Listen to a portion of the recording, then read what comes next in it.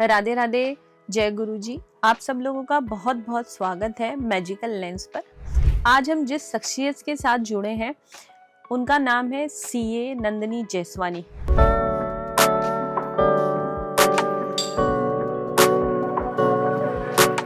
तो बहुत बहुत स्वागत करते हैं सीए नंदिनी जैसवानी का। क्यों?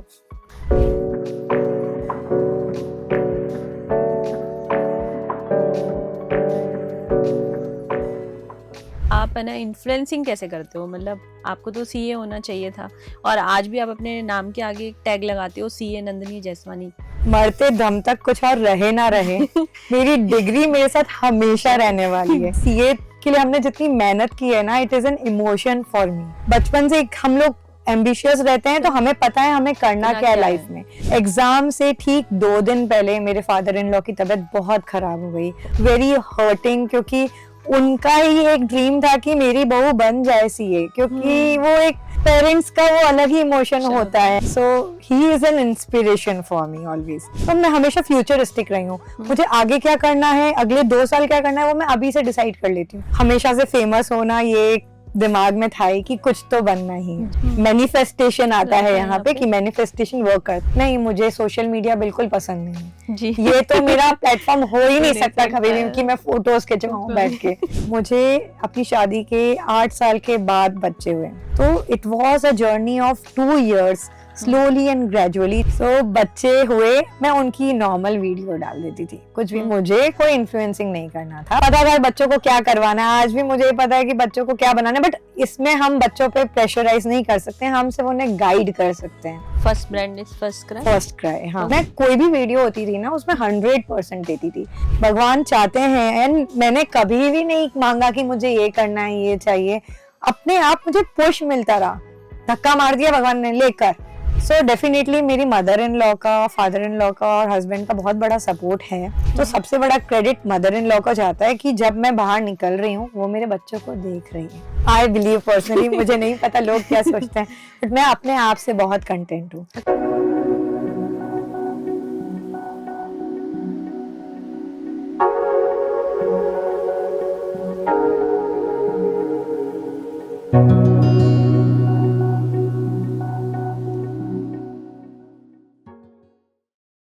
राधे राधे।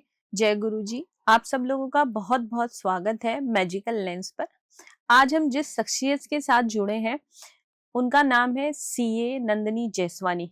उनकी जो जर्नी है जो आज हमने यहाँ पर कवर करी है, वो बेसिकली एक सीए है, उसके बाद वो इन्फ्लुएंसर है, ट्विन की मॉम है, और किस तरीके से अपनी लाइफ को मैनिफेस्ट किया है उन्होंने, कैसे मैनिफेस्टेशन काम करता है, कैसे वो दूसरे लोगों को इंस्पायर करती हैं। जयपुर शहर से बिलोंग करते हुए उन्होंने बहुत बड़े बड़े ब्रांड्स के लिए बहुत अच्छा काम किया है। किस तरीके से उनकी फैमिली ने उनको सपोर्ट किया इस जर्नी में और उन्होंने अपनी फैमिली को किस तरीके से सपोर्ट किया है, तो वो सब हम जानेंगे आज उनसे, और किस तरीके से हम अपनी लाइफ को इंस्पायर कर सकते हैं। ऐसा मेरा पर्सनल बिलीव भी है कि हर फीमेल को कुछ ना कुछ काम करना चाहिए।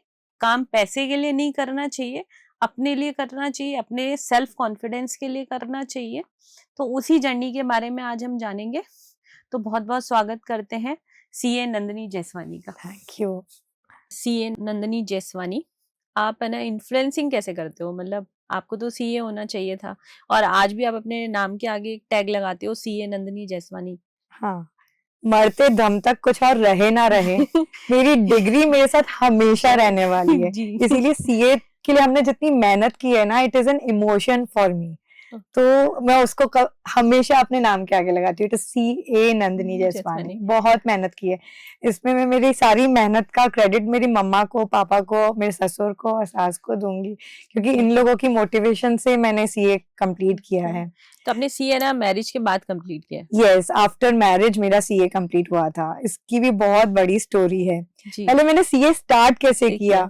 सो मैं बहुत बचपन से एम्बिशियस थी और इगोइस्टिक भी थी, ठीक है। ओके। सो किसी ने, मेरे पड़ोस में एक चार्टर्ड अकाउंटेंट थे, उन्होंने मुझे कहा आप सीए नहीं कर पाओगी। And I was in 8th standard, मतलब मैं सिर्फ 13 साल की थी उस वक्त। और मैंने कहा ये मुझे चैलेंज कैसे कर सकते हैं। मैं सीए ऐसे क्यों बोला? मतलब पता नहीं, बस वो घर आए थे और उनके भी 2 बेटे थे, जो उसमें से एक बेटा उनका सीए कर रहा था, और मैं ऐसे ही बचपन से हम लोग एम्बिशियस रहते हैं, तो हमें पता है हमें करना क्या है लाइफ में। तो 8th standard was a time जब मुझे डिसाइड करना था कि मुझे आगे कॉमर्स लेना है या साइंस लेना है, और किस फील्ड में मैं एक्सेल कर सकती हूँ। तो मेरे मार्क्स हमेशा साइंस में अच्छे आते थे और मैथ्स में अच्छे आते थे, तो मुझे सब काउंसलर्स बोलते थे आपको साइंस लेना चाहिए, but that was not my interest. तो मेरा इंटरेस्ट मुझे फाइंड करना था। तो उस वक्त मैं एक चार्टर्ड अकाउंटेंट के पास गई, मैं उनसे ऐसे ही जनरल क्वेश्चन करी थी ताकि मैं अपना एम्बिशन डिसाइड कर पाऊँ, मेरा करियर कैसा रहेगा वो डिसाइड कर पाऊँ। तो मैं हमेशा फ्यूचरिस्टिक रही हूँ, मुझे आगे क्या करना है, अगले 2 साल क्या करना है, वो मैं अभी से डिसाइड कर लेती हूँ कि मुझे ये करना है। तो उस वक्त तो करियर की बात थी, और ऑब्वियसली मुझे कुछ तो करना ही था, बिकॉज हमारे पेरेंट्स हमारे पीछे बहुत एफर्ट्स डालते थे, तो नाम कमाना है, हमेशा से फेमस होना, ये दिमाग में था ही कि कुछ तो बनना ही है। जी। तो उनसे मैं गई, तो उन्होंने मुझे जस्ट ऐसे बोल दिया आप सीए नहीं कर पाओगी, बिकॉज सीए बहुत डिफिकल्ट है। उस वक्त तो शायद सबसे पहले वाले तरीके से सीए होता था जिसमें एंट्रेंस में एमसीक्यू नहीं होते थे, तब रिटन पेपर्स होते थे जो एंट्रेंस में ही लोगों को आउट कर देता था। जब मैं 8th स्टैंडर्ड में थी तब की बात है, आज से आई थिंक 20 साल पहले की बात है। तो उन्होंने ऐसा बोला और मैंने उसको एकदम दिल पे ले लिया कि यार ऐसा कैसे कोई बोल सकता है कि मैं सीए नहीं बन पाऊंगी, I am good at studies, but ऐसा वो हर्ट कर गया।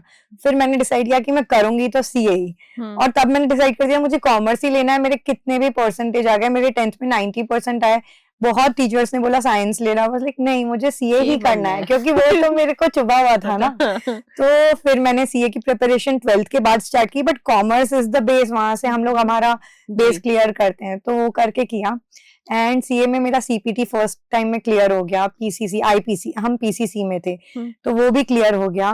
फाइनल का एक ग्रुप मेरा क्लियर हो गया था और एक ग्रुप मेरा रह गया था, एंड उसी दौरान मेरी सगाई हो गई। ओके। एंड आपको पता है सगाई एंड शादी सबसे बड़ा डिस्ट्रैक्शन है। और फिर उसके बाद मैं कंटिन्यू नहीं कर पाई थी पढ़ना अपना सेकंड ग्रुप का। मैं एग्जाम दे रही थी बट मैं पढ़ ही नहीं रही थी। आपको किसी भी चीज के लिए डेडिकेटेड स्टडी तो करनी ही पड़ेगी, और सीए में तो करनी ही पड़ेगी। बिल्कुल। अब शादी के 1.5 साल हो गया और मैंने अभी तक मेरा सीए का एक ही ग्रुप बाकी था। अब क्या है ना, डिग्री तो चाहिए ही, और अगर आप इतना पहुंचने के बाद अगर ये छूट जाता है तो आपके अंदर अंदर वो गम जीवन भर के लिए रह जाएगा कि यार मैं डिग्री नहीं ले पाई अपनी इतनी मेहनत करने के बाद भी, और मैं हमेशा कोसती रहती अपने आप को। तो मुझे ये पता था मुझे कैसे भी करके करना ही है। सिचुएशन ऐसी आ गई थी कि अब मैंने सोचा था कि बिकॉज अब शादी को 1.5 साल हो गए, हमें हमारी फैमिली प्लानिंग भी करनी है, एंड बच्चों के बाद तो आपको पता है स्टडीज बिल्कुल इम्पॉसिबल है, एंड एक वुमेन के लिए बहुत ज्यादा डिफिकल्ट है। तो अब टाइम था कि अब लास्ट डे था 30 सितंबर, जब मुझे अपना सीए का फर्स्ट ग्रुप, मेरा एक ग्रुप बाकी था फर्स्ट वाला, उसका फॉर्म फिल करना था, ठीक है। एंड आई वाज लाइक अभी क्या होगा कि नहीं पता नहीं, और फॉर्म फिल करने की भी टाइमलाइन बस रात के 7-8 बजे थे, ओवर होने वाली थी, और मैंने बस डिसीजन लिया कि नहीं कर रही हूँ और करके दिखाऊंगी, ये लास्ट अटेम्प्ट होगा और इसी अटेम्प्ट में मैं निकल के दिखाऊंगी। मैनिफेस्टेशन आता है यहाँ पे कि मैनिफेस्टेशन वर्क करता है। मैंने कहा मैं करके दिखाऊंगी, होगा ही। एंड मैंने वो फॉर्म भरा, बस कुछ घंटे बाकी थे फॉर्म भरने के लिए, और 1 अक्टूबर को मैंने डिसाइड किया मैं अहमदाबाद जा रही हूँ। तो जैसा भी सिचुएशन हुआ वो एकदम सर्कमस्टेंस ऐसा हुआ कि मैं जा रही हूँ, अब मेरे को किसी की सुननी नहीं है, मैं कर रही हूँ। और मैं वहां गई, वहां जाके मैंने मम्मी पापा से मिली करी नहीं, बस घर उतरी, मैंने अपनी लाइब्रेरी में अपना एडमिशन करवाया। 1 महीना पूरा वहां पे पढ़ी, सुबह के 6 बजे से रात के 12:30 बजे तक मैं लाइब्रेरी में होती थी। तो मैं कंटिन्यूस पढ़ती थी। मेरे पापा मुझे टिफिन देके जाते थे, भाई आता था हेल्प करने की, टिफिन वगैरह जो भी है वो देके जाए, क्योंकि बाहर खाने जाने का भी टाइम बीच में बिल्कुल भी ब्रेक नहीं लिया, कंटिन्यूअसली? बिल्कुल कंटिन्यूस। सोना है तो वहां पे लाइब्रेरी में ही सो जाओ। अच्छा, ठीक है। तो जो करना है आप लाइब्रेरी में करो, वहां पे ही सब कुछ, मेरा दिन रात वही निकलती थी, मेरी बुक्स। बिल्कुल। तो 1 महीना, क्योंकि 2 नवंबर से मेरा एग्जाम था, मेरा फर्स्ट ग्रुप था, तो 2 नवंबर से शुरू हो रहा था। तो आपने एग्जाम अहमदाबाद से दिया? यस, मैंने एग्जाम अहमदाबाद से दिया। उससे पहले मैंने 2-3 बार जयपुर में दिया, क्योंकि मेरे 2 अटेम्प्ट्स जो मैं पढ़ ही नहीं पाई वो जयपुर में दिए, पर वो क्लियर नहीं हुए। एंड यू वोंट बिलीव, मैं एक बार सिर्फ 4 मार्क्स से रही हूँ, एक बार सिर्फ मैं 2 मार्क्स से रह गई, तो वो दिल को और दुखता था, मैं इतने से मार्क्स के लिए रह रही हूँ, मतलब वो बहुत हार्श फीलिंग थी। एंड फिर मेरा एग्जाम 2 नवंबर को था, एंड 1 महीना एग्जैक्ट में 2 अक्टूबर को मैं फ्लाइट करवाई, तुरंत गई, जो सिचुएशन थी I just packed and I went there, और 1 महीना दम लगा के पढ़ा। एग्जाम से ठीक 2 दिन पहले मेरे फादर इन लॉ की तबीयत बहुत खराब हो गई। उनका हीमोग्लोबिन 2.7 हो गया एंड डॉक्टर ने ऑलमोस्ट उनको जवाब ही दे दिया था, मतलब बोल दिया था आप ले जाओ, हम नहीं रात भी नहीं निकाल पाएंगे। And it was very hurting, क्योंकि उनका ही एक ड्रीम था कि मेरी बहू बन जाए सीए, क्योंकि वो एक पेरेंट्स का वो अलग ही इमोशन होता है एंड वो हमेशा से खुद पढ़ना चाहते थे और अपनी बहू को ये डिग्री लेते हुए देखना चाहते थे। इनफैक्ट मेरे फादर इन लॉ ने खुद ने 60 इयर्स के बाद, after he completed 60 years of his age, 10th और 12th के एग्जाम्स दिए हैं। So he is an inspiration for me always. मैं उस सिचुएशन में थी कि मुझे घर में से ऐसा था कि तुम जाओ, पापा की तबीयत ठीक नहीं है, ये इम्पोर्टेंट नहीं है। वहां से उनका कॉल आया, बेटा तुम पढ़ के पास होके आओ। एंड वो चीज थी, मैं रो रही थी कि कैसे सिचुएशन होगी, क्या होगा, और उस अटेम्प्ट में मैंने क्लियर कर दिया। अभी भी मुझे या he is fine now, but वो जो एक रात निकली एंड उसके बाद अगले जो 6-7 दिन निकले वो बहुत डिफिकल्ट थे। उन्हीं दौरान मेरा एग्जाम था एंड उस वक्त सिर्फ माइंड में एक ही चीज थी कि मुझे क्लियर करना है। उनके लिए उन्होंने अपनी हेल्थ को भी छोड़ के मुझे बोला कि तू पढ़ाई करना, तो आना मत बेटा, किसी की मत सुनना। और मैनिफेस्टेशन वर्क हमें करना ही है और हम प्रे कर रहे थे कि वो ठीक हो जाए, सब कुछ थोड़े दिनों में नॉर्मल मैनिफेस्ट किया ही था ना। बिल्कुल, तभी मैं क्लियर कर पाई जी। सो ये इनफैक्ट मेरे फादर इन लॉ से तो मैंने बहुत सीखी है। मुझे पूरे स्कूल टेन्योर में मार्क्स कितने भी अच्छे हो, बट एक ट्रॉफी, एक अवार्ड नहीं मिला होगा। ओके। एंड मेरी शादी हो गई। मैंने सोचा अब तो जीवन ही खत्म हो गया। शादी के बाद एक न्यू बिगनिंग होती है। बट उस वक्त ये था कि अब जीवन खत्म हो गया, स्कूल में एक ट्रॉफी नहीं मिली है और अब मेरे को क्या ही ट्रॉफी मिलेगी। यहाँ आई, मैंने देखा पापा का पूरा रूम ट्रॉफी से भरा हुआ था। ओके। एंड वो तो एजुकेटेड भी नहीं थे, है ना। फिर पता चला धीरे धीरे पॉलिटिशियन थे पापा है, तो उनको उसमें उनके कार्य करने के कारण, उनका सब अच्छा करने के कारण उनको बहुत समानताएं मिली, उनको बहुत अवार्ड्स मिले। तो उससे एक मोटिवेशन मिला कि मैं भी जीवन में ट्रॉफीज अर्न करूंगी। तो इसी से आपने अपने इन्फ्लुएंसर की जर्नी स्टार्ट करी? इन्फ्लुएंसर की जर्नी का एक अलग ही रोल प्ले है मेरी लाइफ में। मैं सीए बनने के बाद ऑब्वियसली जॉब करना चाहती थी, बट सिचुएशंस ऐसी नहीं थी कि मैं जॉब कर सकूं, और मैं मेरे हस्बैंड का अकाउंट्स एंड उनका बिजनेस देख रही थी। तो उनके बिजनेस देखते देखते खुद का तो मैं जॉब कर ही नहीं पा रही थी। तो उसके लिए ऐसी सिचुएशन बनी कि मेरे हस्बैंड उस वक्त बोले मुझे कि ब्लॉगिंग अभी बहुत ट्रेंड में है, it was just 2015 that time, तो तुझे ब्लॉगिंग करना चाहिए, you look good, you are passionate, you can write well, तो तुम्हें करना चाहिए। तब ब्लॉगिंग थी, इंस्टाग्राम इतना नहीं था, चलता था 2015। तो मुझे तब मतलब ही नहीं पता था कि क्या हो रहा है। एंड उसने as he is into events, तो उन्होंने कोई इवेंट भी किया होगा जिसमें ब्लॉगर्स आए होंगे, तो उन्होंने मुझे कहा तुझे करना चाहिए। आई वाज लाइक नहीं, मुझे सोशल मीडिया बिल्कुल पसंद नहीं है जी। ये तो मेरा प्लेटफॉर्म हो ही नहीं सकता कभी भी कि मैं फोटोज खिंचवाऊं बैठ के या मैं किसी से बात करूं। आजकल लाइफ ही यही है। हाँ, अब लाइफ ये है, बट पहले आई वाज लाइक दिस कि मैं नहीं कर पाऊंगी कि तो इतने साल तक मैं उनका बिजनेस देख रही थी, उनके अकाउंट संभाल रही थी, कर रही थी एज ए चार्टर्ड अकाउंटेंट, अपनी रिस्पॉन्सिबिलिटी एक अलग तरीके से निभा रही थी। बट मैं हमेशा से जॉब करना चाहती थी जैसे मैं बताया, बट वो भी पॉसिबल नहीं हुआ। ऊपर से इस दौरान मुझे कंसीव करने में भी इश्यूज आ रहे थे, मेरे काफी लाइक मिसकैरेज हुआ, अबॉर्शन हुआ, तो ये सिचुएशंस भी थी जिसके कारण फिर लगा चलो ठीक है। एंड फिर मुझे अपनी शादी के 8 साल के बाद बच्चे हुए। ओके। तो मैं हमेशा बोलती हूँ कि मेरे बच्चे मैनिफेस्टेड है।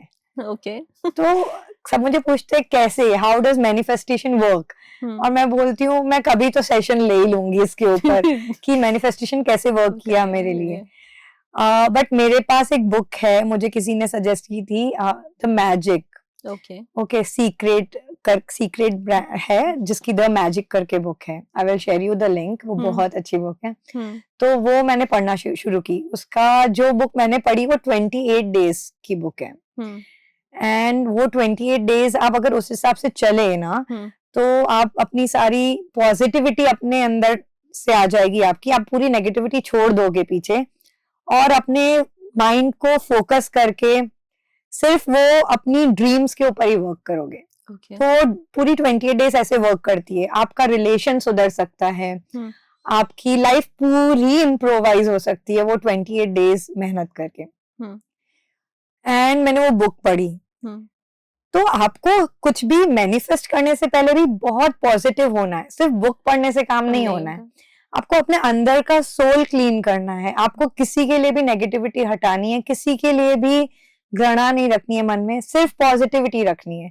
और उसका मेन चीज ये है कि आपको ये सोचना है आपको ये चीज मिल गई है। अफर्मेशन इज पॉजिटिव होती है, पॉजिटिविटी, हाँ, बट ये सोचना कि आपको मिल गई है ये बहुत डिफिकल्ट है ना। तो मेरी मैनिफेस्टेशन मैंने स्टार्ट की 2015 या 2016 में, ठीक है। हम हमारे फ्रेंड्स के साथ घूमते थे, मैं प्रेग्नेंट तक नहीं थी। तो मैं हमेशा बोलती थी मुझे ट्विंस होंगे और उनका नाम होगा अजब और गजब। अच्छा ठीक है, उनका नाम ही अजब जैसवानी गजब जैसवानी रखूंगी मैं। आई वाज लाइक, सब बोलते थे क्यों ऐसा सोचती है, ट्विंस ही होंगे।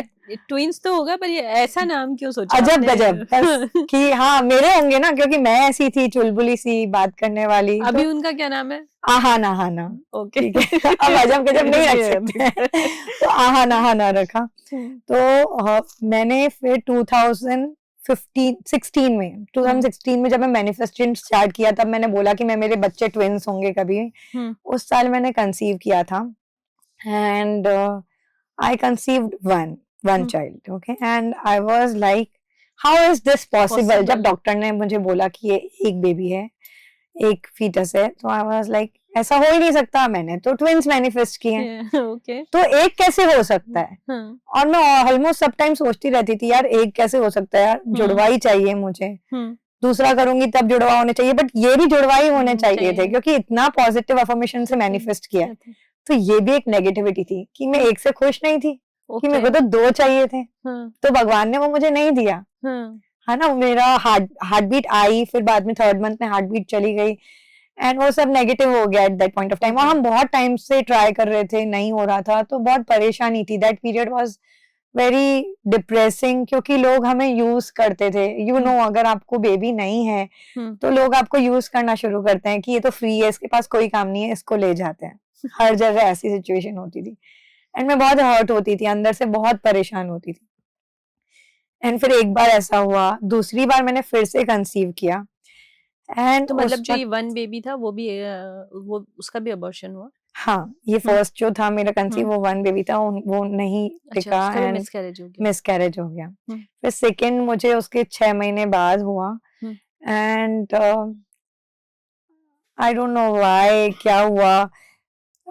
मेरा ब्लड टेस्ट पॉजिटिव था बट यूरिन टेस्ट नेगेटिव आ गया and it was clearly found that वो नहीं कंटिन्यू की प्रेगनेंसी। इट वाज अपने आप ही वो डिसॉल्व हो गई, लाइक नहीं कंटिन्यू हुई। तो वो फिर से एक और ट्रॉमा हो गया मेरी लाइफ में कि इतनी पॉजिटिविटी के बाद भी मेरे मन में शंका जरूर होगी।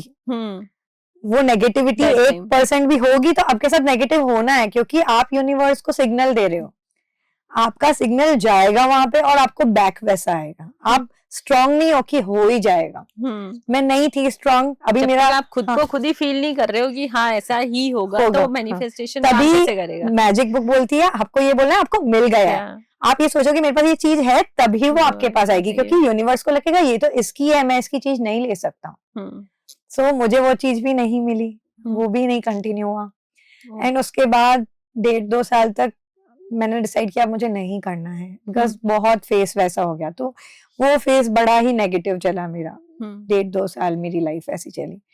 फिर भाई की शादी हुई और हमने सोचा अब हमें प्लान करना है एंड तब तक मैंने अपनी बुक्स, मैंने अपने आप को इतना स्ट्रॉन्ग अफर्मेटिव बना दिया था कि मैं जो चीज पे हाथ रखूंगी मुझे मिलेगी, जो चीज मैं सोचूंगी ये मेरी है वो मेरी ही बनेगी। तो it was a journey of 2 years slowly and gradually. जब मैंने इस तरीके का अफर्मेशन किया, मैं खुद में से अंदर से ऐसी पॉजिटिव होगी ये ऐसे ही होगा। और वो चीज मार्च आ गया, कोविड आ गया। कोविड बहुत लोगों के लिए बहुत नुकसान लेके आई, बट मेरे लिए तो दुनिया की सबसे बड़ी खुशी लेके आई, क्योंकि मैं प्रेग्नेंट हुई मैंने मैनिफेस्ट किया, मैंने जिस दिन पे लिखा कि इस दिन पे मेरी रिपोर्ट पॉजिटिव आनी चाहिए, उसी दिन पे पॉजिटिव आई।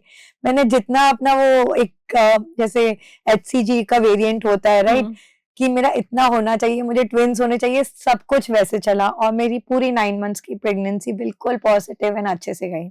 मतलब कोविड के टाइम पे भी इतना मेडिकली इतना हेल्प कैसे हो पाया फिर? मेडिकली डेफिनेटली हेल्प हुआ। एक्चुअली मैं कोविड के टाइम पे अब कुछ करने को था ही नहीं हाँ, एंड उसी दौरान मैं अहमदाबाद गई थी। ओके। एंड वहां पे हमने सोचा अब यहाँ पे कुछ नहीं है जयपुर में, तो चलो घूमने जाते हैं। हम अहमदाबाद गए, वहां पे डॉक्टर्स डेफिनेटली बहुत अच्छे हैं, बट मैंने कंसीव कर लिया था, तो मेरा वापस आने का कोविड में ट्रैवल तो पॉसिबल नहीं था कि कंसीव कर लिया, और इतना रिस्की स्टेज था, तब सेकेंड फेज ऑफ कोविड चल रहा था आई गेस, तो बहुत रिस्की था, बहुत लोगों को कोविड हो रहा था। तो मुझे बोला पापा ने कि तू अब 3 महीने तो यहीं पे रहे, because you know first 3 months are very crucial. और मेरे साथ पहले इतने बुरे एक्सपीरियंस हो गए थे कि मुझे बहुत केयर करनी थी अपनी। Doctor was like you can lead a normal life, तुम चल फिर सकते हो, तुम घूम सकते हो, बट मेरे को खुद को अपनी केयर करनी थी, क्योंकि मुझे किसी भी तरीके से अपनी गलती के कारण लूज नहीं करना था, है ना। भले माँ की गलती नहीं होती है, कोई माँ ऐसा नहीं करना चाहती है, बट हम लोग अभी भी नादान होते हैं ना। तो मैं वहां पे रही, एंड उसी दौरान जब मैं 3rd month के बाद आने का सोच रही थी यहाँ पे, मेरे फादर इन लॉ, मेरी मदर इन लॉ, मेरे हस्बैंड, तीनों को कोविड हो गया, and all the 3 were admitted in hospital. In fact मेरे फादर इन लॉ यहाँ पे 1 महीना हॉस्पिटल में एडमिट होने के बाद 1.5 महीना दिल्ली में भी एडमिट हुए।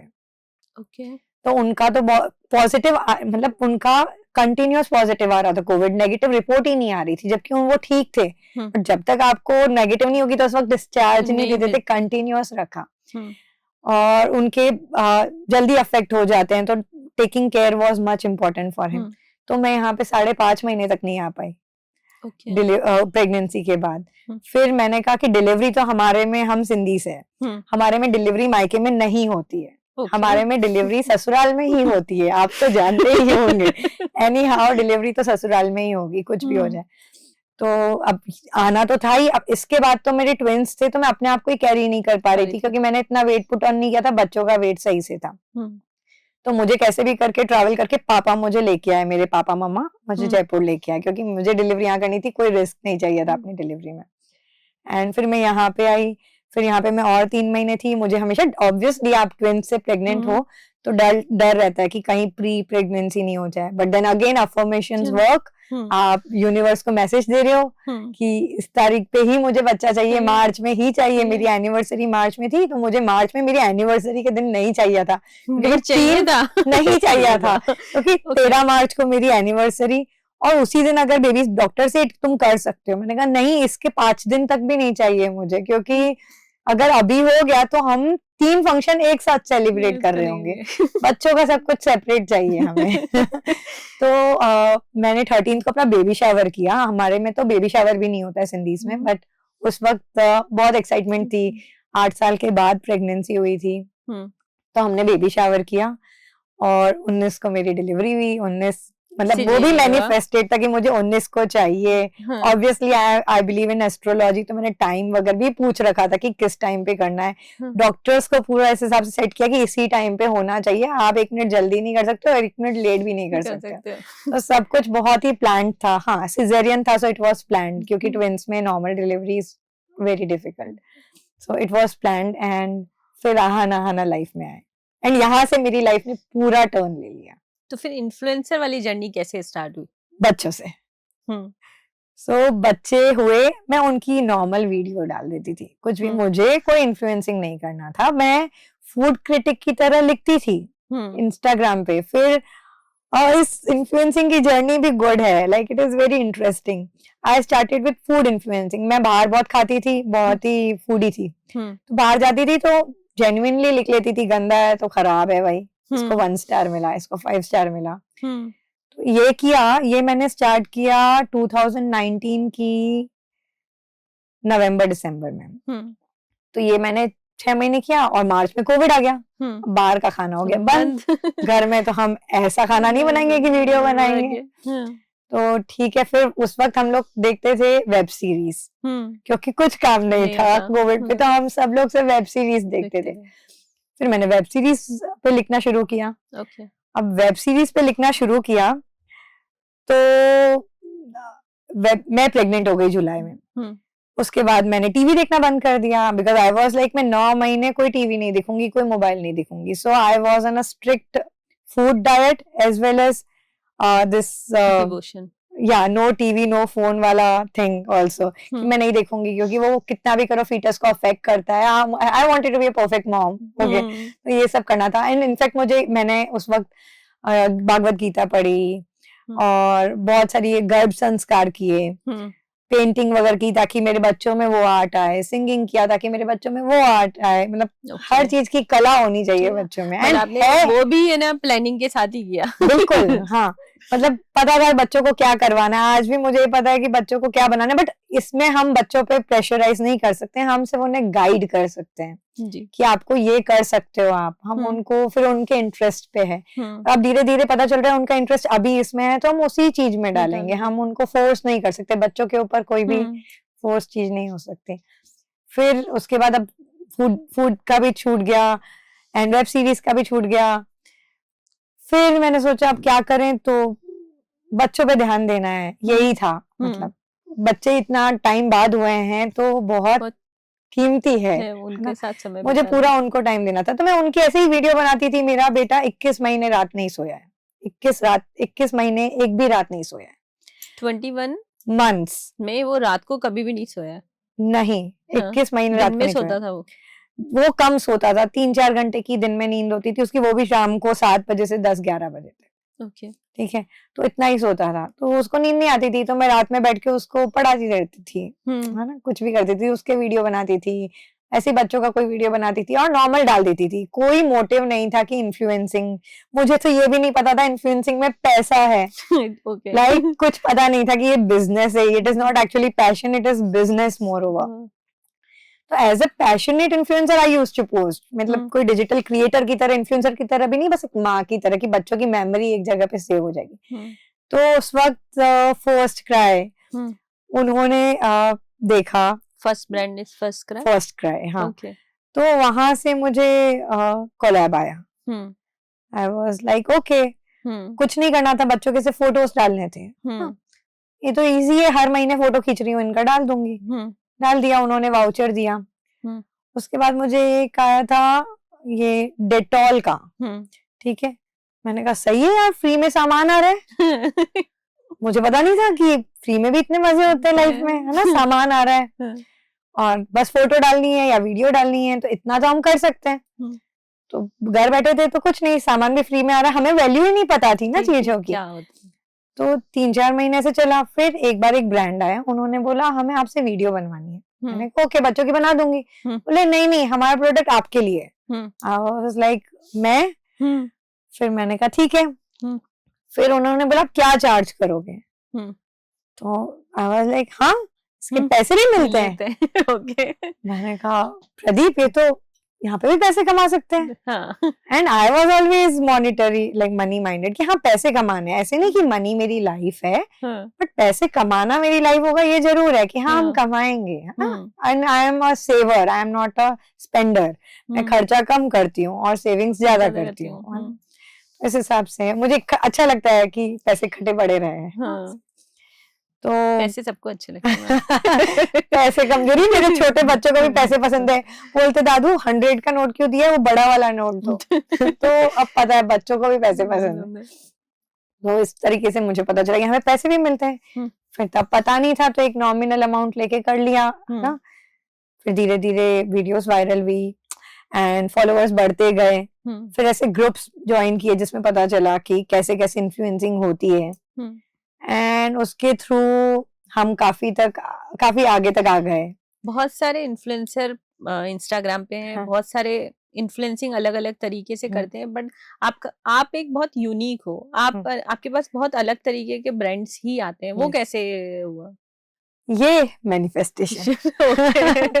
सो बस ये सोचा था कि अच्छा काम करना है मुझे अपना। मैं कोई भी वीडियो होती थी ना उसमें 100% देती थी। ये नहीं सोचती थी इसमें पैसा नहीं है तो नहीं करूंगी। पहले ऐसा मेंटेलिटी था एंड मैं अपना 100% देती थी। ब्रांड्स को वर्क अच्छा लगता था तो धीरे धीरे धीरे ऐसे फ्रेंड्स भी बने जो गाइड करने लगे कि आप वीडियो शूट करवाओ वीडियोग्राफर से, या आप ये ब्रांड्स है आप इनको पिच कर सकते हो। बट टच वुड मैंने आज तक किसी ब्रांड को पिच नहीं किया। लाइक 1 ईयर बैक में किसी ब्रांड के पास सामने से नहीं जाती थी, सब सामने से आते थे। धीरे धीरे मुझे पता चला कि इतना मिनिमम कोट करना चाहिए बिकॉज ब्रांड्स आर पेइंग, तो वो पेमेंट भी मिलने लगा अच्छा। एंड एक दिन ऐसे काम करते करते आई was just on 25,000 followers and मुझे वोल्टास वहां से इवेंट अटेंड करने का इनवाइट आया and they asked for my commercials and मैंने एक बहुत बेयर मिनिमम कॉमर्शियल्स कोट किए एंड मुझे पता चला पूरे इंडिया में से सिर्फ 20 लोग वहां गए थे। Okay, and I felt like I am definitely doing something good to reach here. वहां पे 1 मिलियन फॉलोइंग वाले भी इन्फ्लुएंसर्स थे and I was just at 25,000 and शायद सबसे कम मेरा था। But if I am there between them that means I have that capability to do something, ना। भगवान चाहते हैं एंड मैंने कभी भी नहीं मांगा कि मुझे ये करना है ये चाहिए, अपने आप मुझे पुश मिलता रहा। धक्का मार दिया भगवान ने, लेकर काम करना है ना, बड़ा शौक है, लेकर। तो ये है कि बच्चों के साथ कैसे मैनेज हो पाता है? सो डेफिनेटली मेरी मदर इन लॉ का, फादर इन लॉ का और हस्बैंड का बहुत बड़ा सपोर्ट है। वो लोग घर पे अगर देखते हैं बच्चों को तभी हम कुछ कर पाते हैं। तो सबसे बड़ा क्रेडिट मदर इन लॉ का जाता है कि जब मैं बाहर निकल रही हूँ वो मेरे बच्चों को देख रही है। मतलब she is also 60 years old and इस एज में भी वो पूरा करते हैं और बच्चों को देखते हैं, तो बहुत ही बड़ा I am grateful to her for this.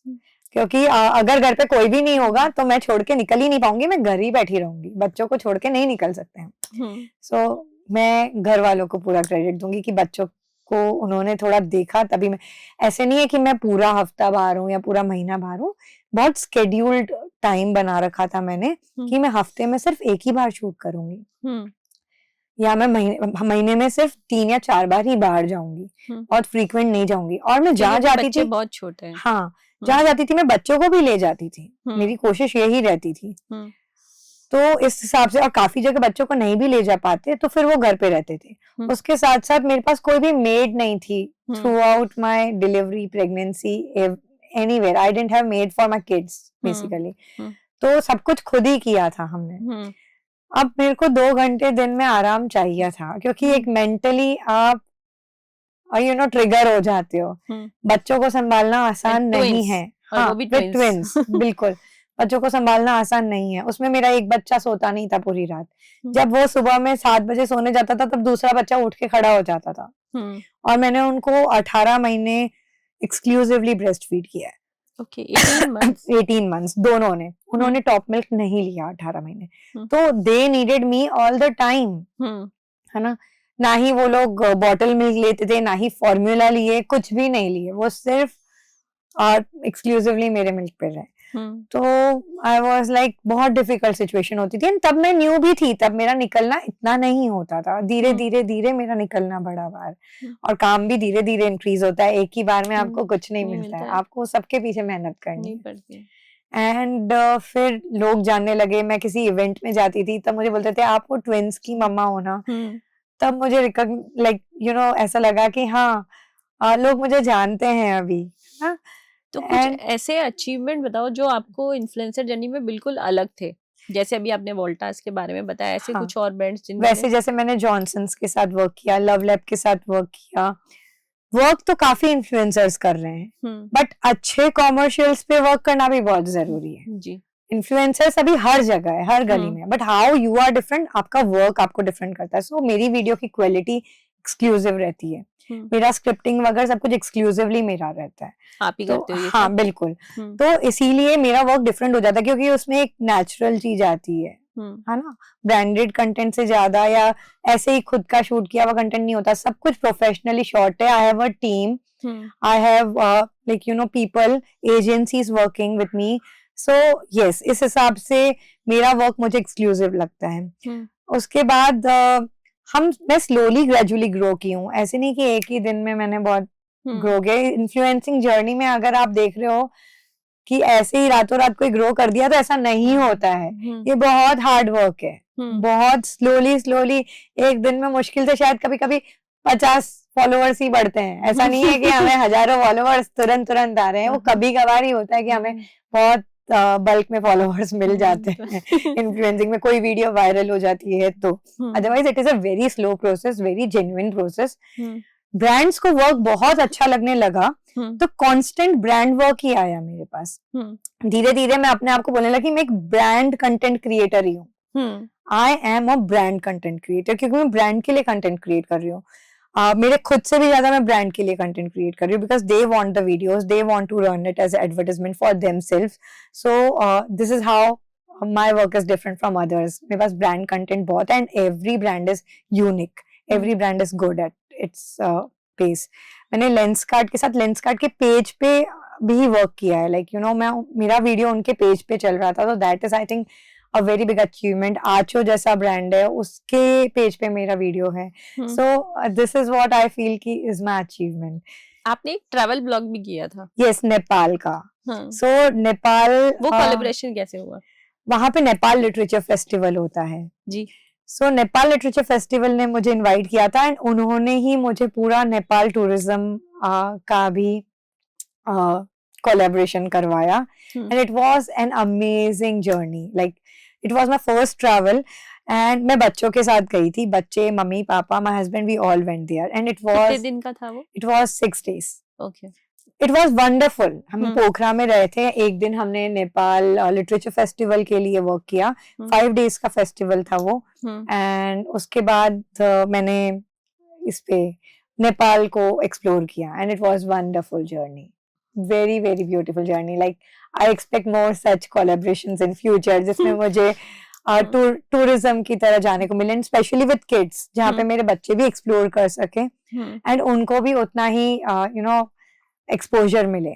तो yes, it was wonderful journey. In fact कुछ ऐसे भी अचीवमेंट है यहाँ पे जयपुर में रहते हुए जहाँ पे मुझे लगा कि हाँ, जैसे मैं जॉनसन्स के इवेंट में गई तो पूरे जयपुर में से सिर्फ एक मैं ही गई थी। वोल्टास में से पूरे राजस्थान में से I was the only influencer over there. So these are things which are unique. अब जयपुर में MG कॉमेट का कोलैबोरेशन हुआ था। MG gave me the car. It was a fixed timeline collaboration, but getting a car in collaboration is nothing small. वो भी राजस्थान में आपको ही मिला था? Yes, वो राजस्थान में सिर्फ दो या तीन इन्फ्लुएंसर्स को मिला था, but it was very unique क्योंकि वो हर किसी के पास नहीं थी चीज। So yes, इस हिसाब से आई थिंक कि मैंने अपनी इन्फ्लुएंसिंग जर्नी में अच्छा इनपुट एंड आउटपुट दोनों दिया है, तो God is gracing with me with more and more collaborations. और यहीं पे आपका मैनिफेस्टेशन काम कर रहा है। डेफिनेटली। फॉर एग्जांपल जनवरी में एक इवेंट हो रहा है एंड आई वाज लाइक कि स्लॉट्स ओवर है। मुझे पता चला, आई वाज लाइक नहीं, मुझे ये मिलेगा, मैं तो जा रही हूँ। You won't believe, without my try मुझे दूसरे दिन उसी कंपनी का कॉल आ रहा है कि आप मुझे अपना कॉमर्शियल्स बता दो। Manifestation works. I always say manifestation work. तो जनवरी में इवेंट कौन सा है? अभी नेम नहीं डिक्लेयर कर सकती, बट लेट्स सी कैसा जाता है। आप दिलजीत दोसांझ के कॉन्सर्ट में भी गए थे? यस, वो वाला तो बहुत ही ब्यूटीफुल मैनिफेस्टेशन है एंड इसके बाद मैं कहूंगी मैनिफेस्टेशन करिए, आपको मिलेगा जो आप चाहेंगे। दिलजीत दोसांझ वाले इवेंट में मुझे जाना था, मेरे पास गोल्ड पासेस थे, मेरे हस्बैंड के पास गोल्ड पासेस थे एंड आई वाज लाइक मुझे नहीं जाना, मेरे को गोल्ड में नहीं जाना, फैन पिट मिलता है तो ठीक है, नहीं तो नहीं जाना। तो वो बोला ठीक है, अब फैन पिट तो था नहीं, मैंने कहा गोल्ड के बेच देते, पास फैन पिट खरीद लेते हैं। सही बात है ना। तो बोला नहीं, अपन ग्रुप में जाएंगे तो मजा आएगा। मैंने कहा मैं एक में भी खुश हूँ, अकेले में भी खुश हूँ, पर मुझे फैन पिट में जाना है। अब सुबह हुई, मैंने कहा कि प्रदीप का फोन आ गया 11 बजे, हमारे गोल्ड के पासेस हैं, मैं नहीं जाना। फिर 11 बजे मैं बस I was just going to take bath और मैंने सोचा हे भगवान, मैं आज फैन पिट में जा रही हूँ। कुछ नहीं था मेरे पास, यू वोंट बिलीव, कुछ नहीं था, कोई चमत्कार हो जाए बस, ऐसा बोल रही हूँ मैं। 11 बज के 11 मिनट पे मैं ये विश कर रही हूँ, ठीक है। एंड 11:16 पे मैंने इंस्टाग्राम खोला और उसमें देखा कि कॉन्टेस्ट चल रहा है। मैंने उस बंदे से पूछा कैसे पार्टिसिपेट कर सकती हूँ, बोला सिर्फ नाम लिखवा दे। मैंने कहा ठीक है, तो मेरा नाम लिख ले। फिर 1 मिनट बाद मैंने उसको फिर से मैसेज किया, मेरे को लगा यार मेरा हो जाए, बाई चांस मेरे पति का हो जाए, उसका भी नाम लिखवा देती हूँ। मैंने उसका नाम लिखवा दिया और फिर मैं अपनी धुन में व्यस्त हो गई। फिर मैंने 12:12 पे, वो 12 बजे कॉन्टेस्ट ओवर हो रहा था एंड वो लोग लकी ड्रॉ में विनर अनाउंस करने वाले थे। 12:12 पे मैंने खोला और देखो मैं टैग हूँ। मैंने कहा कहाँ टैग हो गई, दिलजीत दोसांझ का फैन पिट पास मिल गया है मुझे।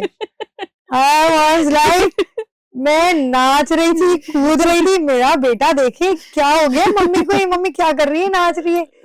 और मैं उसको बोली तू भी नाच मेरे साथ। वो बोले मम्मी क्या हो गया, मैंने कहा मुझे दिलजीत का पास मिल गया है। उस दिन से मेरा बेटा दिलजीत से बहुत चिढ़ता है, क्योंकि उस दिन मैंने उसको कम प्यार करके एटलीस्ट उसके बाद मैं 8 दिन तक दिलजीत फीवर में थी और मैं पूरा वक्त उसके गाने गा रही थी। उसको मेरे बेटे को दिलजीत दिखा रही थी, ये दिलजीत है, ये दिलजीत है। और इस तरीके से ये पूरी सिचुएशन हुई, मुझे फैन पिट पास मिला। और मैंने मेरे पति को बोल दिया था गोल्ड नहीं चाहिए तो किसी को दे दे, तो उसने पासेस दे दिए थे। तो अब उसके पास तो कोई पास नहीं बचा, मेरे पास फैन पिट आ गया।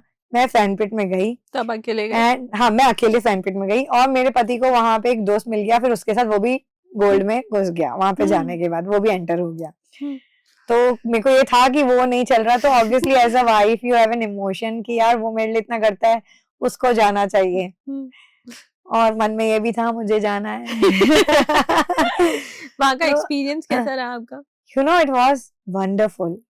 क्या परफॉर्मेंस है दिलजीत दोसांझ का। लाइक मेरा फर्स्ट लाइव कॉन्सर्ट तो नहीं था, मैंने सबसे पहले अरिजीत सिंह का कॉन्सर्ट अटेंड किया था 10 साल पहले।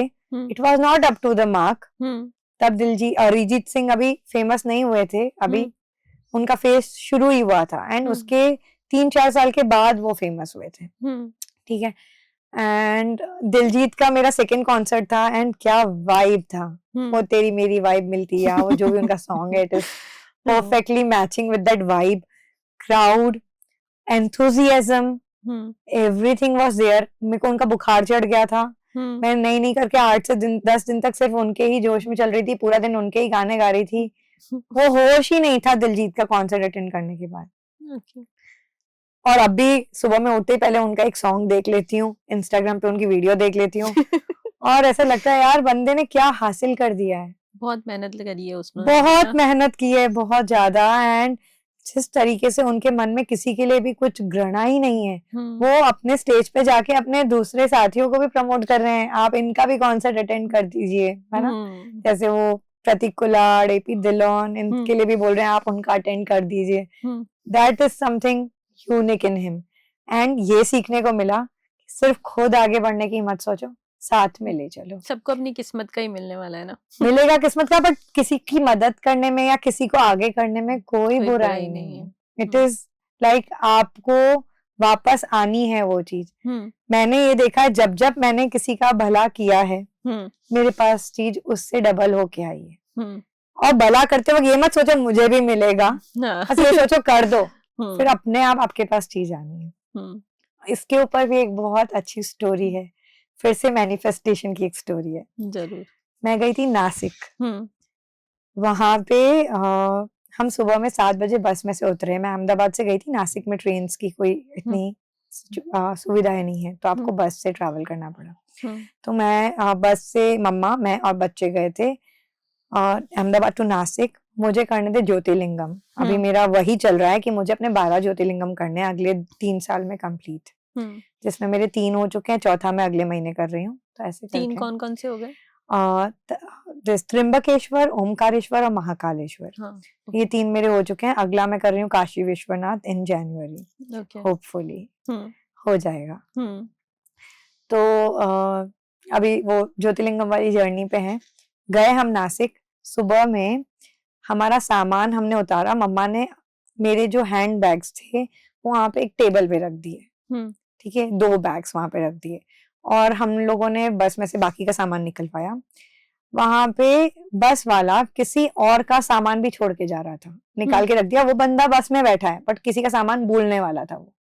दूसरा बंदा परेशान होने वाला था। एंड तुरंत मैंने जैसे ही देखा ना, मम्मा ये बैग हमारे नहीं है, किसके हैं? मैंने बोला पता नहीं है किसके छोड़ के जा रहा है।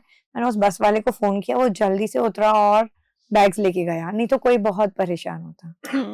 एंड हम चले गए हमारे घर गए, जाके सो गए। सुबह में 7 बजे, दोपहर में 12 बजे उठे, तैयार हुए।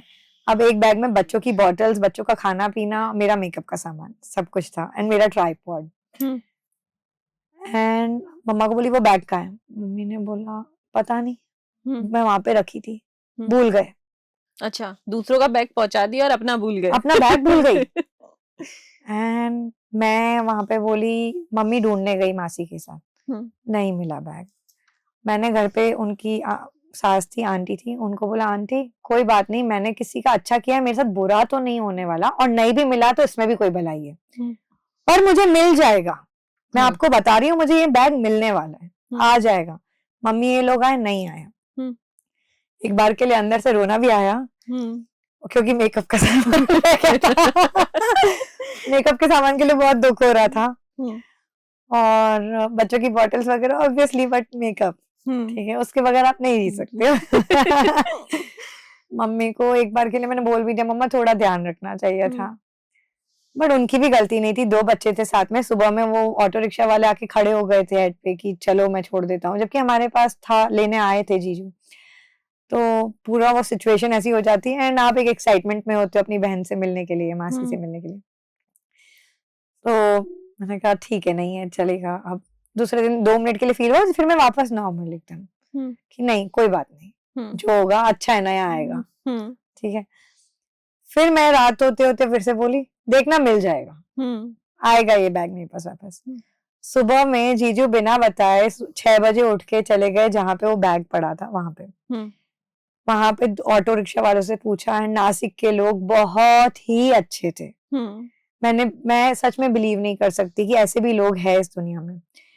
वो रिक्शा वाले ने बैग उठा के अपने घर पे रख दिया, और वहां के लोगों ने बोला कि इस बंदे के पास ये बैग है और उसके घर पे आपको सेफली मिल जाएगा, सब कुछ आपको मिल जाएगा। और मासड़ गए उनके घर तक, किसी ऑटो वाले को बिठा के वो लेके आए, एंड वो बैग मुझे एज इट इज मिल गया। सो मैनिफेस्टेशंस वर्क। तब मुझे आंटी ने पूछा कि ये कैसे किया तूने इतना पॉजिटिव कैसे सोच लिया कि ये मेरे पास आना ही है, मुझे मिल जाएगा। एंड सेम बैग बिल्कुल वैसे ही मेरे पास आ गया। ट्राइपॉड शायद कहीं गिर गया होगा, अदरवाइज बाकी सब चीजें इंटैक्ट थी। एंड मैंने आंटी को उस वक्त द मैजिक बुक से इंट्रोड्यूस करवाया कि ये बुक है। मैं पढ़ती नहीं हूँ अभी वो बुक 28 दिन वाली, बट मैं वो हमेशा अपने साथ रखती हूँ। मतलब मैं कहीं ट्रैवल भी कर रही हूँ तो वो बुक और मेरी एक डायरी वो हमेशा मेरे साथ घूमती है, ठीक है। तो मैजिक आपके साथ घूमता ही रहता है। मैजिक साथ में घूमता रहता है। And I was like okay, वो बुक से मैंने उनको इंट्रोड्यूस किया, एंड अभी वो बुक वो 2 बार पढ़ चुके हैं। आई वाज लाइक मेरे घर के लोगों को मैं इतनी बार बोल चुकी हूँ, वो नहीं पढ़ रहे हैं, वो बिलीव नहीं कर रहे हैं कि ऐसा सच होता है, बट वो आंटी ने वो बुक पढ़ी है, उनके हस्बैंड ने भी पढ़ी है। They are already in 65, they are 60s 70s, they are reading that book. मुझे ये नहीं समझ में आता है हम लोगों के पास, मुझ जैसे जवान लोगों के पास क्या काम है जो वो दिन के 15 मिनट निकाल के एक बुक नहीं पढ़ सकते या मैनिफेस्ट नहीं कर सकते, है ना। वो लोग पढ़ रहे हैं, एंड वो लोग मुझे सीरियसली फोन करके थैंक यू बोले हैं कि तूने इतनी अच्छी बुक से हमें इंट्रोड्यूस किया है कि लाइफ सच में पॉजिटिविटी की तरफ चेंज हो गई है। तो जिसको भी अपनी लाइफ में मैजिक लाना हो, वो मैजिक बुक को जरूर पढ़े। बिल्कुल पढ़े। आप पढ़े तभी आप उसको फॉलो कर पाएंगे, बिकॉज बिना पढ़े आप उसको फॉलो नहीं कर पाएंगे, इसलिए पढ़ना जरूरी है। एक बार आप पढ़ लेंगे, आपको मैनिफेस्ट करना आ जाएगा, प्रोसेस मैनिफेस्ट करना आने के बाद आप वो बुक कभी कभार पढ़ेंगे तो चलेगा, नहीं पढ़ेंगे तो भी चलेगा, बट आपको एक पॉजिटिव रहने का प्रोसेस पता चल जाएगा। अब ऐसा नहीं है कि मैं पॉजिटिव हूँ तो मैं हमेशा ऐसी रहती हूँ या मेरा किसी से झगड़ा नहीं होता, हम फिर भी फाइट होता है, पर वो फाइट से ज्यादा हमारे में ग्रेटफुलनेस रहती है। ओपिनियन चेंज हो सकते हैं किसी के भी, पर ना पॉजिटिविटी नहीं छोड़नी चाहिए। बिल्कुल, gratefulness itself is a positivity. आपके लिए कोई कुछ भी कर रहा है, आप उसको थैंक यू बोल रहे हो ना, आपको अपने आप दुआएं मिल जाती है। एंड ड्यूरिंग दिस प्रोसेस पहले मैं अक्सर ये बोलती थी कि karma is a bitch. Okay. Seriously मैं ये लाइन यूज करती थी, कर्मा इज अ बिच। आप जो करोगे आपके साथ होना ही है। अब बुरा करोगे बुरा होगा, अच्छा करोगे अच्छा होगा। अब मेरे साथ कोई बुरा करता है ना, मैं उसको ये नहीं बोलती हूँ कि है ना तू ऐसा है, तेरे साथ ये होगा। बस मैं ये बोलती थी कर्मा बैठा है देखने वाला, भगवान बैठा है देखने वाला। मुझे किसी ने ये बात सिखाई, आप ये लाइन मत बोलो कि भगवान बैठा है देखने वाला, या आप जो कर रहे हो आपके साथ वो वापस आएगा। नहीं बोलो, क्योंकि आप किसी को बद्दुआ दे रहे हो, और आप किसी को बद्दुआ दे रहे हो, आपने अपना कर्मा खराब कर दिया। तो ये लाइन कर्मा इज अ बिच मत यूज करो। Like I M strictly against this now. आप बद्दुआ मत दो किसी को। तो इस तरीके से मैनिफेस्टेशन की जर्नी है, तो बहुत ब्यूटीफुल है, and everyone should do this in their daily lives. तो अब इतनी सारी बातें हमने करी आपकी इन्फ्लुएंसर जर्नी के बारे में। अगर आपसे कोई इंस्पायर होता है तो इन्फ्लुएंसर जर्नी स्टार्ट करने के लिए क्या क्या करना पड़ता है, कैसे वीडियोस बनाने पड़ते हैं, और किस तरीके से चीजों को किया जाए कि आपसे भी कुछ लोग इंस्पायर होकर अपनी लाइफ को चेंज कर पाए? अगर आपको अपनी जर्नी एक प्योर इन्फ्लुएंसर की तरह शुरू करनी है तो अपनी रियल लाइफ दिखाएं। मैंने भी शुरुआत में अपनी रियल लाइफ ही दिखाई थी, और उसी से आप सब कुछ लोगों को रिलेट कर पाते हो, उसी से आपकी ऑडियंस आपसे रिलेट कर सकती है। हो सकता है आप हर चीज नहीं बता सकते हो अपनी लाइफ की, हर दुख नहीं शेयर कर सकते हो, हमेशा एक ग्लैमरस लाइफ होती है। बाहर सबको यही लगता है यार ये कितना घूमती है, ये कितना एंजॉय कर रही है, या इसको सब कुछ फ्री में मिल रहा है, बट ऐसा नहीं है। हम बहुत हार्ड वर्क कर रहे हैं उसके पीछे। बट इनिशियली पूरा वो फेस जो था जिसमें हम बिल्कुल रियल थे, बिल्कुल जो हो रहा है हम स्टोरीज में डालते थे, सब वो स्टोरीज देखते थे, कनेक्ट करते थे, आते थे, क्वेश्चंस करते थे। अब मेरे पेज पे मैं अपनी पर्सनल लाइफ बहुत लिमिटेड रखना चाहती हूँ, क्योंकि at one point of the time मेरा work is more of brand work, है ना। मैं एक ब्रांड्स के लिए काम कर रही हूँ, तो ब्रांड्स को प्रॉपर ब्रांड वर्क चाहिए, advertisement videos and all. But फिर भी ऐसा नहीं है मैं कोई गलत ब्रांड प्रमोट करती हूँ। अगर कोई ब्रांड सही नहीं है तो मैं मना करती हूँ। मेरा एक क्वेश्चन ये भी था कि अगर कोई ब्रांड अच्छा पैसा दे तो भी आप उसके लिए काम करते हो, और अगर आपको अंदर से पता है कि इट्स नॉट गुड ब्रांड? नहीं, मैं एग्जांपल बता रही हूँ। बहुत कोलैबोरेशंस आते हैं जिसमें वो लोग हमें रमी प्रमोट करना चाहते हैं, बेटिंग प्रमोट करना चाहते हैं, बट हम वो प्रमोट नहीं करते हैं। इसीलिए क्योंकि मैं नहीं चाहती मेरी ऑडियंस किसी भी बेटिंग जैसी चीज में फंस जाए, किसी भी रमी जैसी चीज में फंस जाए, है ना। कुछ लोग बहुत सीरियसली ले लेते हैं, और कुछ लोग ऐसे भी होते हैं जो हमें आके पूछते हैं कि ये सही है या नहीं। हम उन्हें बिल्कुल जेन्युइन एडवाइस देते हैं। कोई प्रोडक्ट मैंने यूज किया, उसका रिव्यू कैसा है, मेरे ऊपर ये ऐसा रहा, आप क्या फेस कर सकते हो, आपके लिए सही होगा कि नहीं, मैं ये भी एडवाइस दे देती हूँ। तो ऐसा नहीं है हम पैसे के पीछे ही हर वक्त भागते हैं। पैसा नो डाउट एक प्रायोरिटी है हर किसी की लाइफ में, क्योंकि मनी इज नेसेसिटी नाउ, ठीक है। बट ऐसा नहीं है कि हम किसी की लाइफ के साथ खिलवाड़ कर दे उन चीजों को लेके। तो नहीं, ऐसा नहीं है कि पैसों के कारण मैं रमी और बेटिंग एप्स भी प्रमोट कर लूं। No, that is not possible. तो फिर आप बताएं कि कैसे लोग इन्फ्लुएंसिंग की जर्नी स्टार्ट कर सकते हैं जो एकदम नए हैं। और जैसे मैंने आपके पेज को जब स्टडी किया था आपसे मिलने से पहले, तो मैंने उसमें देखा था कि कोई भी ऐसी चीज नहीं है जो अच्छी नहीं है। बहुत सारे नए नए जो इन्फ्लुएंसर होते हैं वो अपने आप को वायरल करने के लिए बहुत अच्छे अच्छे हथकंडे अपनाते हैं, एक्चुअल वर्ड अगर मैं बोलूँ तो वो नहीं करना चाहिए, रियल रहना चाहिए। किस तरीके से करना चाहिए, क्योंकि सक्सेस मिलेगी ही, पर आपको वो बने रहना पड़ता है उस चीज के। बिल्कुल। आप पहले तो अपने क्वालिटी ऑफ कंटेंट पे वर्क करें। जो भी न्यू इन्फ्लुएंसर्स है, they should work on their quality of content.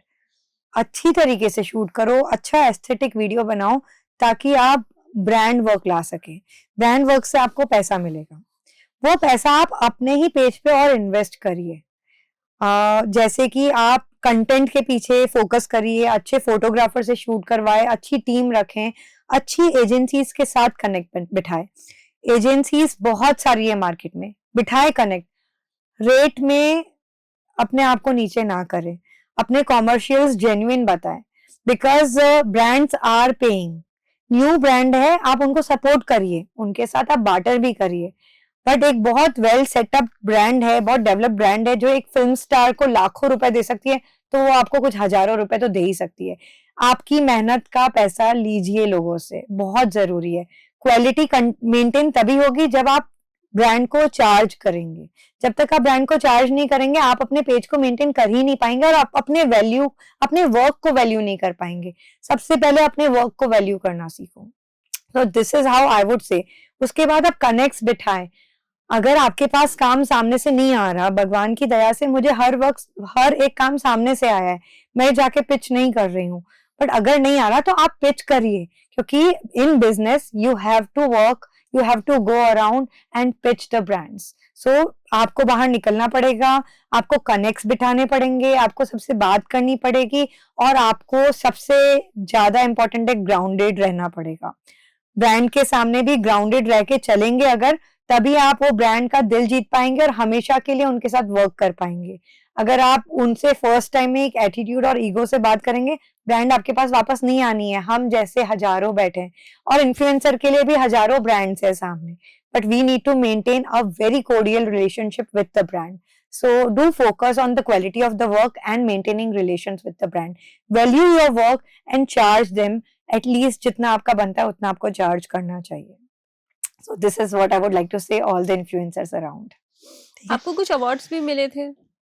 Yes, मुझे जयपुर में मिले हैं, मौनी रॉय से, ईशा दियोल से एंड नेहा धूपिया से।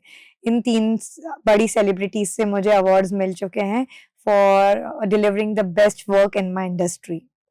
एंड आपने कुछ ब्लॉगर मीट भी करी थी? यस, सो हम लोगों ने, मैंने काफी सारी मीट्स कर रखी है फॉर डिफरेंट ब्रांड्स, जिसमें I have my own guest listing. हम इन्फ्लुएंसर्स को और हमारे खुद के रिलेटिव्स एंड फ्रेंड्स को बुलाते हैं और वो ब्रांड का भी प्रमोशन होता है एंड हमारे जो लोग हैं वो भी आते हैं और एक दूसरे से कनेक्ट बिठाते हैं। इस हिसाब से yes, I have done many meets and now we have come up with Jaipur influencer club, जिसमें हम उस क्लब के अंडर हमारे सारे इन्फ्लुएंसर कम्युनिटी के हमारे फ्रेंड्स को और जो ब्रांड्स हैं उनको इक्वली वर्क डिलीवर करेंगे। सो जैसे अगर किसी ब्रांड को इन्फ्लुएंसर्स चाहिए अच्छे वाले, जेन्युइन, ऑर्गेनिक, तो उनको हम बेस्ट इन्फ्लुएंसर्स लाके देंगे एंड हम सब कुछ हैंडल करेंगे, सारा हमारा रहेगा work. And at the same time हम लोग कोई इन्फ्लुएंसर मीट्स वगैरह कर रहे हैं, उसमें सब इन्फ्लुएंसर्स एक दूसरे से कनेक्ट बिठा सके, इसके लिए भी हम मीट्स करते रहेंगे। सो जयपुर इन्फ्लुएंसर क्लब के नाम से हमने ये चालू किया, मैंने और मेरी फ्रेंड ने। कितना टाइम हो गया इसको स्टार्ट किए हुए तो 6 मंथ्स ही हुए हैं, बट मैं पर्सनली ये काम पिछले 2.5 साल से कर रही हूँ। मैंने 10वां का इवेंट अभी होस्ट किया जयपुर इन्फ्लुएंसर क्लब के अंडर एंड एलिफेंटास्टिक करके, अगर आप जानते हो तो एक बहुत अच्छा सा हाथी गांव साइड प्लेस है जहाँ पे एलिफेंट्स को प्रोटेक्ट करके रखा जाता है, तो वो इवेंट होस्ट किया। एंड उससे पहले मैंने मौलीमू के इवेंट होस्ट किए हैं, सोली एंड क्लोविया का इवेंट होस्ट किया है। सो यस, एंड मैं पर्सनली भी अच्छे ब्रांड्स जैसे कि 9 है या कुछ और ब्रांड्स है जिनका नेम मैं रिवील नहीं कर सकती, उनके साथ भी वर्क किया है मैंने, जैसे मैंने उनके लिए सारे इन्फ्लुएंसिंग वर्क हैंडल किया था। सो 9 वाज माय बिगेस्ट प्रोजेक्ट, जिसमें मैंने 750 इन्फ्लुएंसर्स हैंडल किए थे। कितने? 750 इन्फ्लुएंसर्स ऑल ओवर इंडिया से। Okay. So yes, I have been doing good in that field also, and उसमें ये तसल्ली मिलती है कि जो छोटे इन्फ्लुएंसर्स हैं उनको भी बहुत अच्छा काम मिलने लग जाता है, उनकी ग्रोथ का भी एक, उनको मतलब कितने फॉलोअर होने चाहिए आपके इंस्टाग्राम पे तब आपको काम मिलना स्टार्ट हो जाता है? एटलीस्ट 5000 पेड वर्क मिलने के लिए 5000, उससे पहले आपको बार्टर मिलता है। So 5000 followers क्रॉस करते you should start charging the brand, but अपनी क्वालिटी पे कभी भी कॉम्प्रोमाइज नहीं करना चाहिए। This is going to be my advice to all कि अपनी क्वालिटी को मत करो कोलैबोरेशन, नहीं दे रहा पैसे मत करो, बट वीडियो अच्छी बना के दो या तो मत दो। तो this is what I advice कि अपना कंटेंट अच्छा रखो, क्रिएटिविटी रखो, न्यू करते रहो। लोगों को न्यू पसंद है। आज हम खुद एक चीज के साथ कांस्टेंट नहीं रह सकते हैं, हमें हमेशा न्यू चाहिए, तो give new things to your audience. इस सेशन को एंड करने से पहले अगर आप किसी को थैंक करना चाहें या अपनी जर्नी के लिए किसी को कुछ मैसेज देना चाहें? मैं थैंकफुल हूँ डेफिनेटली भगवान को कि मुझे इतना अच्छा फैमिली दिया, जिन्होंने मुझे सपोर्ट किया, मुझे बच्चे दिए प्यारे प्यारे, जिनके थ्रू मेरी ये जर्नी शुरू हुई है, मेरे हस्बैंड को, क्योंकि he is my role model, he is a true manifester. वो एक ऐसा बंदा है जिसने आज तक कभी कुछ नेगेटिव सोचा भी नहीं होगा। ओके। तो मैं उससे बहुत इंस्पायर होती हूँ। हम लड़ते हैं पर प्यार बहुत करते हैं। जो लड़ते नहीं है वो प्यार नहीं करते हम बहुत कम लड़ते हैं पर प्यार बहुत करते हैं। पर वो बहुत ही इंस्पायरिंग है, क्योंकि उनमें काम करने का जो जोश है ना, वो मैंने शायद ही किसी में देखा है। उनमें जो आगे बढ़ने की सोच है, वो शायद मैंने किसी में देखी होगी। उनसे मुझे बहुत सीखने को मिलता है। वो जोश और वो सोच मुझे बहुत कुछ सिखाती है। So I am really grateful to my husband, my mamma papa, my brother, my mother in law, father in law and my sister in law and everyone around me, कि मुझे इतना प्यारा सा एनवायरनमेंट दिया है जिसके कारण मैं सब कुछ हासिल कर पाई हूँ। इन लोगों के बगैर सच में कुछ पॉसिबल नहीं है। और आपके जो जब आप इन्फ्लुएंसर मीट करते हो या इन्फ्लुएंसर का जो कोई भी इवेंट होता है वहाँ होता है, तो वहाँ पे लोग आपस में किस तरीके से कनेक्ट करते हैं? पहले तो मैं सब इन्फ्लुएंसर्स को थैंक बोलना चाहूंगी, क्योंकि वो लोग वहां पे आते हैं। अगर वो आएंगे ही नहीं तो वो मेरे फ्रेंड्स और वो जो रिलेटिव्स और इन्फ्लुएंसर्स है वो वहां पे आएंगे ही नहीं, तो वो मीट कंप्लीट हो ही नहीं सकती है। एंड काफी लोग मीट्स करते हैं, बट मैंने ये देखा है उन मीट्स में कोई गैदरिंग नहीं होती है। वो लोग एक दूसरे को, जो होस्ट है वो एक दूसरे को इंट्रोड्यूस नहीं करता है। एंड मुझे लगता है ये चीज लैक करती है। सब चाहते हैं कि मेरा क्राउड मेरा ही रहे, बट ऐसे नहीं चलेगा। आपको लोगों को एक दूसरे से मिलाना पड़ेगा, तभी सब एक दूसरे से कनेक्ट करेंगे, अपने आप को ग्रो करेंगे, अपना बिजनेस ग्रो करेंगे। सो मेरे मीट्स में आई मेक इट श्योर कि जो भी मेरे पास आया है वो कितना ही बड़ा इन्फ्लुएंसर हो या कितना ही छोटा, मतलब छोटा इन्फ्लुएंसर कोई नहीं होता, बट फॉलोअर्स अगर उसके कम भी है तब भी वो सबसे ऊपर वाला सबसे कम फॉलोअर्स वाले से भी कनेक्ट बिठाए। मैं उन सबको इंट्रोड्यूस करती हूँ एक दूसरे से, ताकि पहले हम एक दूसरे को जाने और फिर हमारी पब्लिक भी एक दूसरे को जान सके। सो this is how I believe कि एक दूसरे से कनेक्ट बिठाना चाहिए। वहां पे वो लोग एक दूसरे से बात करते हैं, फिर वो लोग एक दूसरे से बाहर मिलते हैं, मीट्स करते हैं, और इस हिसाब से सबका एक दूसरे से कनेक्शन डेवलप होता है। सो ये मीट्स का फायदा तो है ही।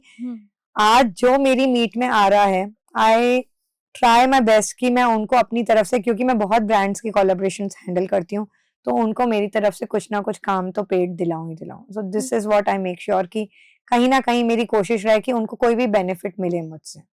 क्योंकि उन्होंने मुझे टाइम दिया है अपना, and that time is very precious to me. वो जो टाइम निकाल के आते हैं ना, उसकी वैल्यू मैं समझ सकती हूँ, क्योंकि मैं एक माँ हूँ। मेरे लिए हर वक्त घर से बाहर निकलना बहुत मुश्किल होता है, फिर भी मैं बहुत सारी मीट्स अटेंड करती हूँ। Recently I have started saying no to many meets just because अभी मुझे लगता है मेरे बच्चे मेरे लिए प्रायोरिटी और फोकस बनते जा रहे हैं, वो ग्रो हो रहे हैं और उनको मेरा टाइम ज्यादा चाहिए। जब वो छोटे थे तब चाहिए था, बट तब 2 घंटे भी इनफ होते थे, वो और लोगों के साथ खेल लेते थे। बट अभी उनको मेरे टाइम की ज्यादा जरूरत है, तो मैं कोशिश करती हूँ मैं जाऊं, but I prioritize my things and then only I go now. Thank you यहाँ आने के लिए और अपनी जर्नी शेयर करने के लिए और बहुत सारे लोगों को इंस्पायर करने के लिए। Thank you so much for having me here. And अगर आपने मुझे ये अपॉर्चुनिटी नहीं दी होती तो शायद मैं अपने आप में से भी ऊपर नहीं निकल पाती, क्योंकि हम ऐसे बात करके एक खुद को भी लर्न करते हैं, रीजनरेट हो जाती है, सारी रीजनरेट होता है, अपनी जर्नी को वापस से याद करके एक डबल इंस्पिरेशन आती है। बिल्कुल, आप खुद मैनिफेस्ट करके इंस्पायर करके अपनी लाइफ को एक बार और वापस से रीजनरेट कर लेते हो। जैसे मैंने आपको उस दिन बोला था मैं नर्वस हूँ, क्योंकि शायद सब कुछ उस पैरेलल लेवल में नहीं चल रहा है जैसा हम एक्सपेक्ट करते हैं। आपने मुझे बोला था आ जाओ, आप डबल होप्स लेके जाओगी, आप फुल कॉन्फिडेंट होके जाओगी, एंड आई बिलीव यस, आज मैं बहुत कॉन्फिडेंट फील कर रही हूँ कि मेरी जर्नी मैंने शेयर की है, और शायद अभी बहुत लोग मेरी जर्नी देख भी रहे होंगे, उन लोगों को भी कुछ करने का इंस्पिरेशन आ जाएगा। इनफैक्ट मैं ये भी बोलना चाहूंगी कि ऐसे बहुत से टैलेंटेड लोग हैं, है ना, जो कुछ नहीं कर रहे हैं, या हाउसवाइफ बन के बैठे हैं, या सिर्फ बाहर घूमने फिरने में एंजॉय कर रहे हैं, वो उनकी पर्सनल चॉइस है। और कुछ लोग ऐसे भी है जो पूछते हैं मैं क्या करूं, मुझे समझ में ही नहीं आ रहा। वो करना चाहते हैं बट वो अपनी तरफ से एक स्टेप भी नहीं लेते हैं करने के लिए। मैं उन लोगों को कहूंगी कि आप एक बार कोशिश तो करिए, भगवान अपने आप राह दिखा देगा। आप कोशिश ही नहीं करते हैं, सिर्फ रोते रहेंगे तो भगवान आपको और रुलाएगा। आप कोशिश करिए, आपको जरूर राह मिलेगी और आप कुछ कर लेंगे। क्योंकि मैं भी एक चार्टर्ड अकाउंटेंट होके, चार्टर्ड अकाउंटेंट की तरह ना वर्क करके एक इन्फ्लुएंसिंग जर्नी में गई जिसमें मुझे कतई ही इंटरेस्ट नहीं था, और आज I am doing well. I believe मैं बहुत अच्छा कर रही हूँ। आई बिलीव पर्सनली, मुझे नहीं पता लोग क्या सोचते हैं, बट मैं अपने आप से बहुत कंटेंट हूँ। अगर आदमी अपने आप से सेटिस्फाइड है तो वो सब जगह से सेटिस्फाइड Yes. होता है। और मैं एक एग्जांपल देना चाहूंगी, अगर जरूर 2 मिनट हो तो। जरूर जरूर। जवाहर नगर में जहाँ मैं रहती हूँ, वहां पे एक बंदी है जो डेफ है and she can't even speak, okay, deaf and डम, एंड उसकी मैरिज हुई है दूसरे डेफ एंड डम से। अब आप सोचेंगे ये लोग क्या ही कर लेंगे जीवन में, अपना परिवार कैसे बढ़ाएंगे, ये लोग क्या अर्न करेंगे, राइट? मैं उनका एग्जाम्पल देना चाहती हूँ कि वो डेफ एंड डम लोगों ने एक नेल आर्ट सैलून खोल रखा है, और वो लोग बहुत अच्छा कर रहे हैं अपना काम। जब वो लोग अपना काम इतना अच्छा कर सकते हैं, कुछ कर सकते हैं, this is an example for me.